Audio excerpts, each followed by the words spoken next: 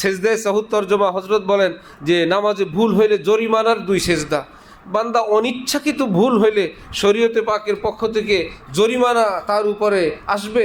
এটা আল্লাহ পাকের শানের সঙ্গে হজরত বলেন যে দরজায় মোহাব্বতে কেমন কেমন লাগে, বরং এটা হলো এমন অনিচ্ছাকৃত ভুল, এটা তো রব্বুল আলামিনের নিয়ম অনুযায়ী ক্ষমা হয়ে যাওয়ার কথা, অনিচ্ছাকৃত ভুল।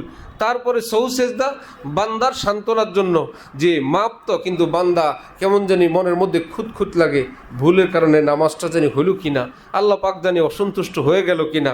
রব্বুল আলামিন বুঝাইতে চান আমিও খুশি আছি, আসো আমার কদমে সেজদা করে আরেকটু আদর নিয়ে যাও। সেজদা করলে বান্দার মন খুশি হয়ে যায় যে না, আল্লাহ আমার উপর খুশি আছেন, সাথে সাথেই দিল হালকা হয়ে যায় যে জরিমানা স্বরূপ না, মনের সে টেনশন পেরেশানি দূর করার জন্য আল্লাহ পাক বান্দাকে এরকম নেয়ামত ব্যবস্থা করছেন।